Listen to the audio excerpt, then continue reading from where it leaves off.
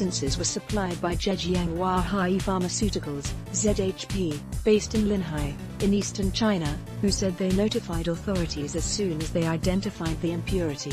We published our recall notice at midday on July 13 in China and overseas, and published the US market recall notice on July 14 Beijing time.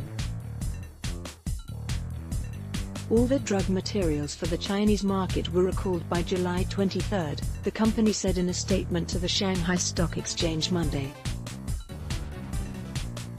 On July 16, ZHP said it had pulled all valsartan products from U.S. pharmacies, a market worth $20 million in sales for the company in 2017. Animal studies using NDMA have shown it to cause liver, kidney and respiratory tract tumors.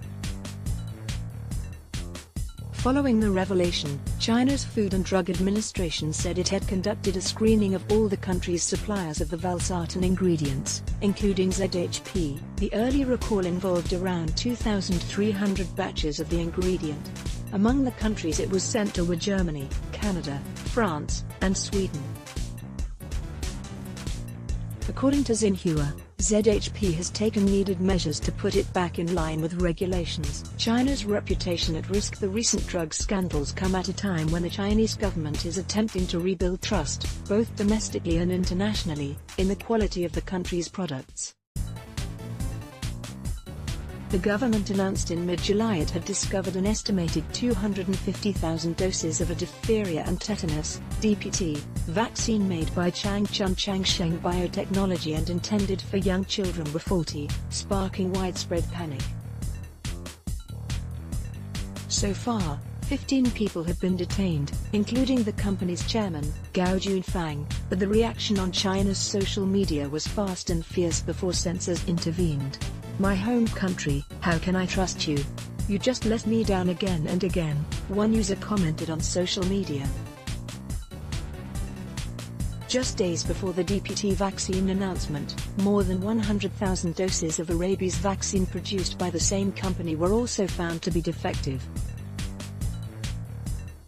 Major international scandals have badly damaged the country's reputation, such as the 2008 tainted milk formula scandal which put thousands of children at risk. More recently in 2016, a criminal organization was found to be selling millions of improperly stored vaccines. Government cracks down. In a statement released on July 25, the World Health Organization commended the Chinese authorities for their quick and transparent actions in dealing with the vaccine crisis. While the current incident is clearly regrettable, the detection of this event by an unannounced inspection shows that the regulatory authorities' system of checks and balances to protect population health is working, the organization said in a statement. But while the Chinese government is enthusiastic to show it is learning from the recent scandals, it is still deeply reluctant to allow its citizens to criticize the handling of them. An initially open attitude to the vaccine crisis by the government, including a number of unusually vocal editorials in state media, was rapidly shut down as the outrage continued to grow. Posts on the Chinese social media site Weibo were erased, as well as private chats on messaging application WeChat, while state media pivoted to act as a reassuring voice for confused parents.